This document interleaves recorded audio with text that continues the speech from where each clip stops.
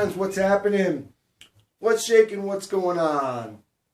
This is Andy coming to you again from here at Andy's World of Bass. I just got back from the 2020 NAMM show, and I had a wonderful time. It was great to see everybody and check out all the amazing new products and innovations and instruments and accessories and everything that all my friends in the bass world out there brought to show at the event. And one of the greatest prizes that I got was I was able to bring home the new Nordstrand Acinonyx bass. This particular one was at the show, and it was great to see the reaction from all the players that picked it up and played it. And when it was all said and done, Carrie Nordstrand sent it home with me to have and hold and love, and also tell you about and let you hear. So let's go. Let's talk about it. Well, this is designed by Carrie Nordstrand. Excuse me for 1 second. I'm just going to turn the fan off here.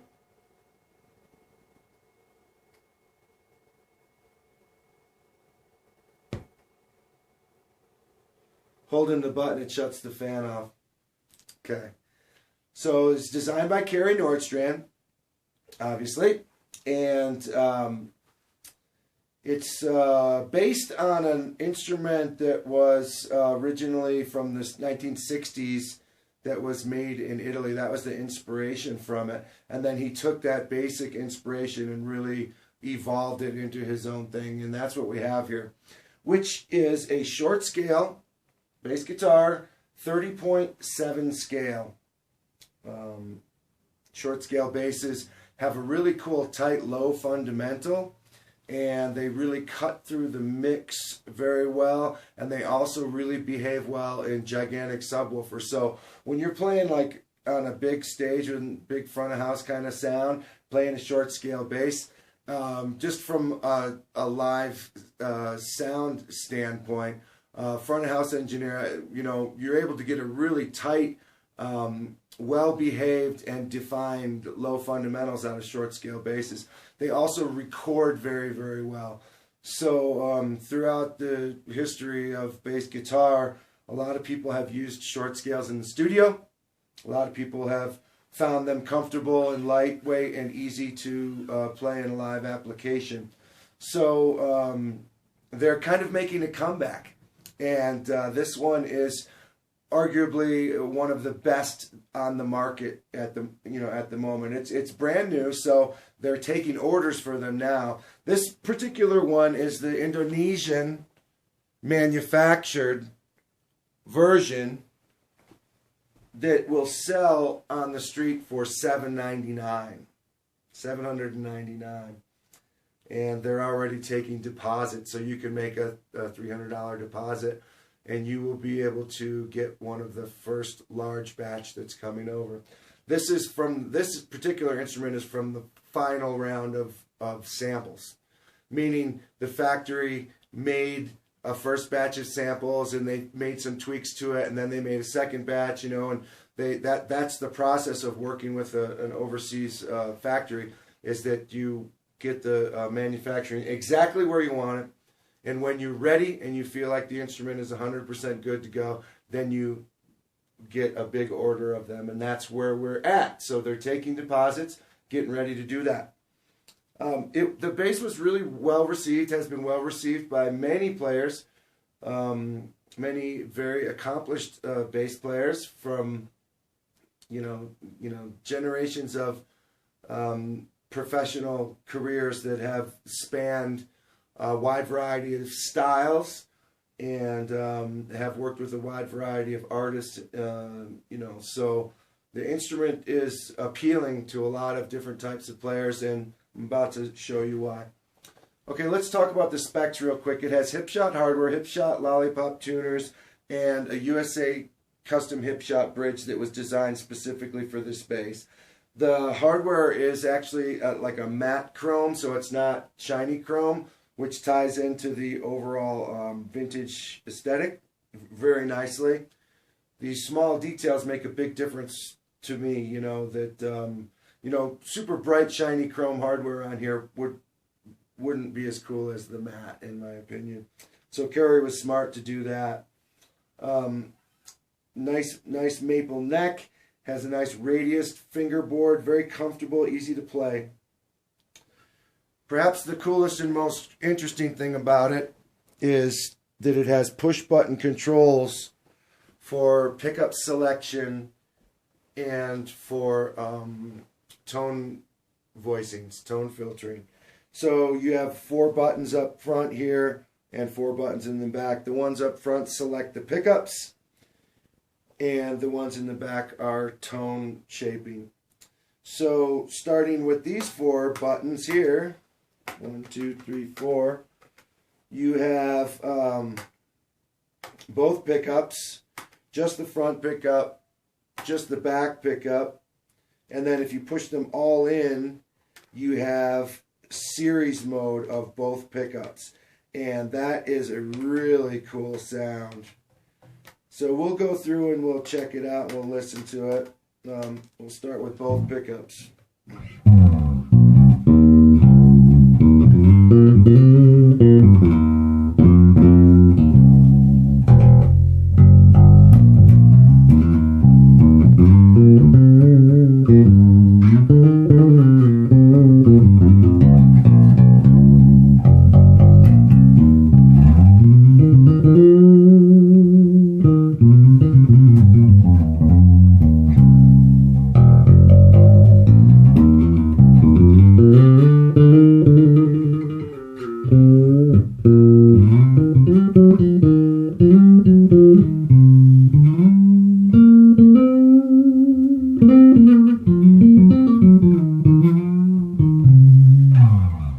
One thing I want to mention before we go any further is that all the instruments will come back from Indonesia and to the USA, and they'll all be set up and checked over by the Nordstrand custom shop guys.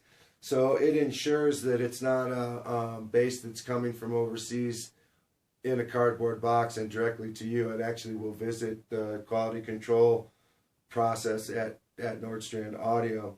And what happens then is you've got, you know, the benefit of the people there, the skilled techs going over the instrument, making sure it's just right. You know, lots of different things stick out to me in terms of quality on this instrument, but one of the primary ones is that in this price point, $800, how nicely the frets feel.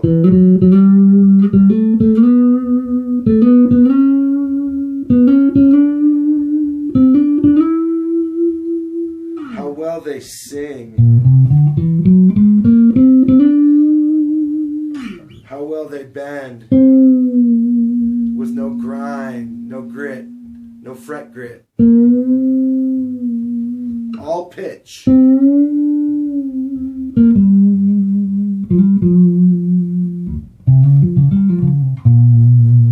These are things we take for granted. And you should always check very carefully when you're considering buying an instrument. You know.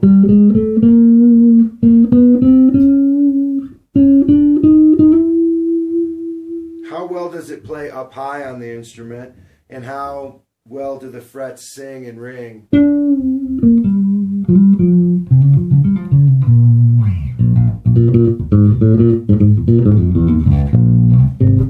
Okay, going back to the pickups. Now just the front pickup.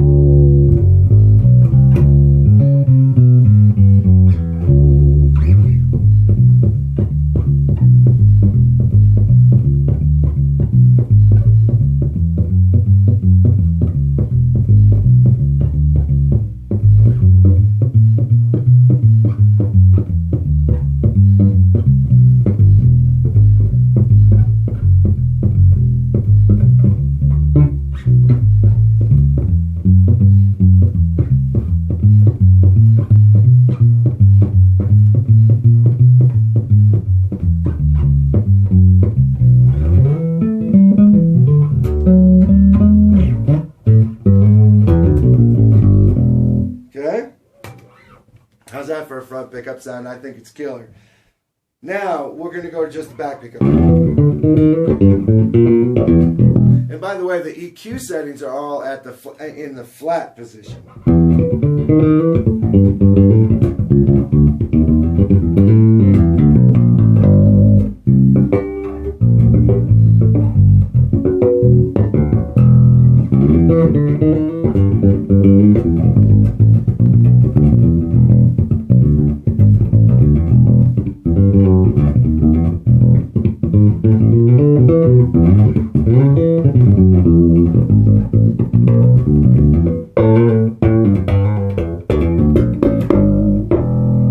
So I hope you're seeing kind of a what's going on with this thing is that it's like it sounds killer in every position. Now I have all 4 pickup selection switches pushed in, and we're in series mode.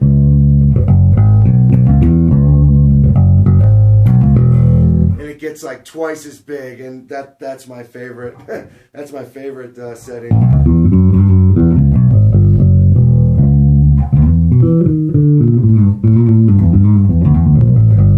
Both pickups, series mode. It's just huge, and I can do everything.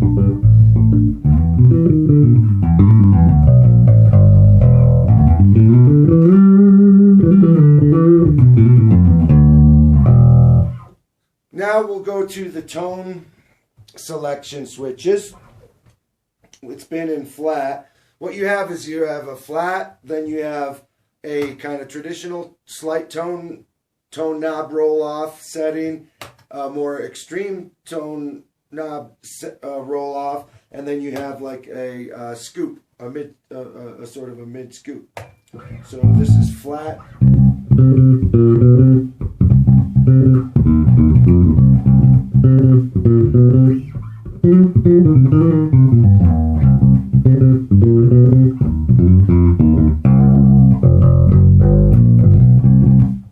Slight tone roll up.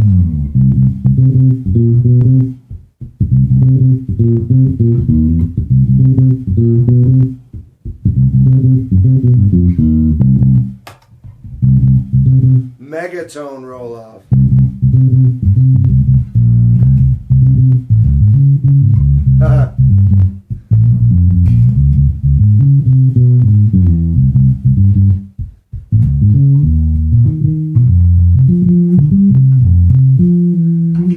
Wow, it's like murky but still colorful in terms of like it has character, but it's like just super dubby. And now's the scooped out one.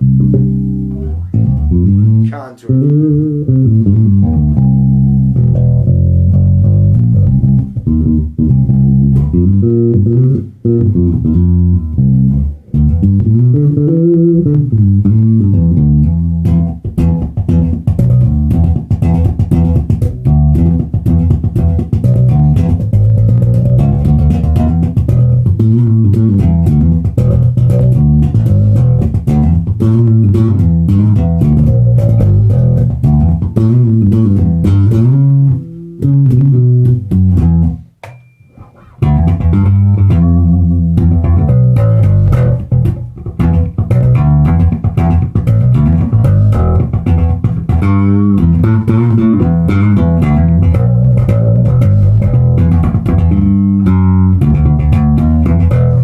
I think my favorite setting is series mode, both pickups, and flat with the back, you know, because it's just like loud and wide open.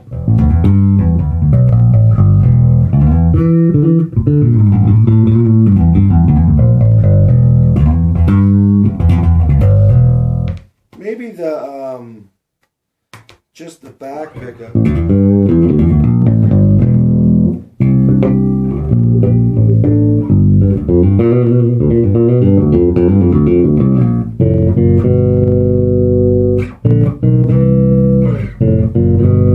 I like that one a lot too.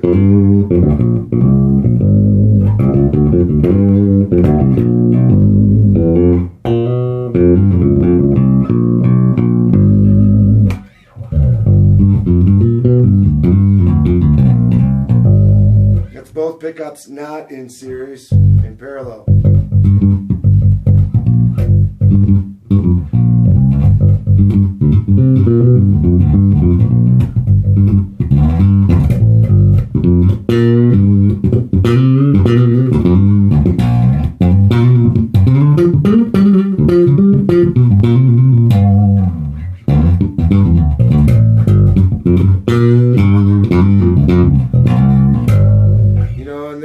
About this bass is that it's not a toy in the sense that, you know, sometimes vintage styled instruments have like a weaker kind of structure in terms of the hardware and such, and when you really start to play hard on it, they you know, meaning when you dig in hard and really kind of force some energy into the instrument, they kind of they're frail, whereas this one,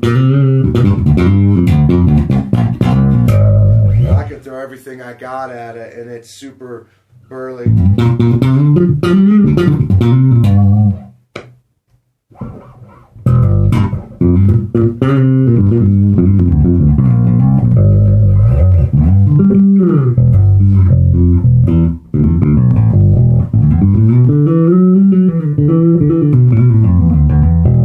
think it's available in 5 different finishes, might be 4.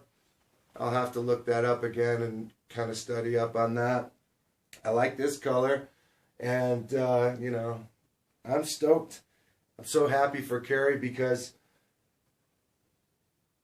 when I tried the custom shop for, he's made half a 2 or 3 of the same instrument in his custom shop, right, which would be several $1,000s based on the amount of work and detail that goes into it. Well, when I tried the thousands of dollars version of it and then this one, and A/B them back and forth, there's not that much difference.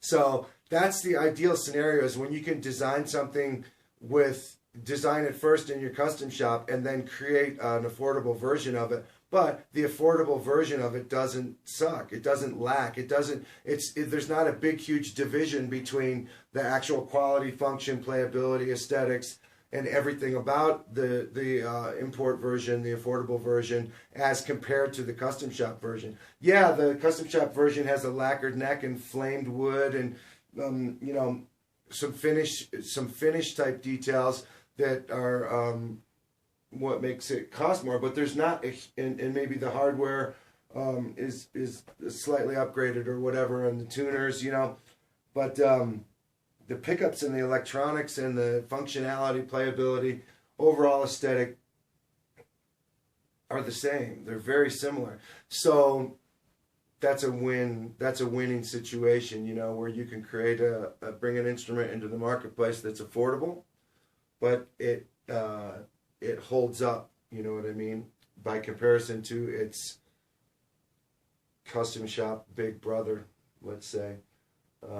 That's going to be one of the things that's going to make this instrument succeed so well, is the time that was taken to develop it with a series of prototypes, and to really get into the careful details, the nuts and bolts, and every single aspect of what goes into it from a manufacturing standpoint, and then that quality control that I talked to you about. That's what's going to make it a bestseller. That's what's going to make it successful and make everybody happy. So kudos to Kerry and the team for creating this thing. I know for sure it's loved by a lot of different players, as I said in the beginning of the video, because I sat there and watched dozens of players play this very instrument at the NAMM show, and they're all smiling from ear to ear and loving it. So I'm glad to have been able to bring this instrument home and make a demo for you. Thanks for watching. I know it's a long demo, but this instrument is worthy of a long demo. And send in a deposit to Nordstrand Audio now, and you'll be in the first. You'll be one of the people that gets one of the ones from the very first batch.